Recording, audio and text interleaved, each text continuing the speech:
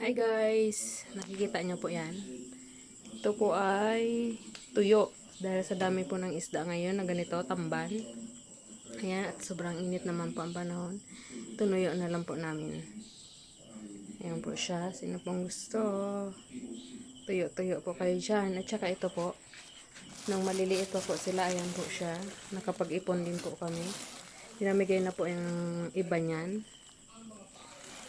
Ayan po. Nung lumaki, ito na po siya. Ito po ang panguha ngayon sa mga lambat o pangulong. Yan po guys. Tamban po yan. Yan po yung tuyo natin. Tunsoy kumbaga sa mga Bisaya. Hawot. Ayan po mga salita. Yan po ang mga tawag. Ayan po siya. Ang dami po. Siguro nasa 5 kilo po yan. Ang ganda mo po ng pagkakatuyo niyan kasi talagang sa araw. Hindi man lang naulanan kasi nga sobrang tag-init niya yung panahon na to. So guys, tuyo-tuyo po kayo dyan. May maliit na version, may malalaking version. Small at saka medium. Yan lang po. Thank you for watching. Subscribe po kayo.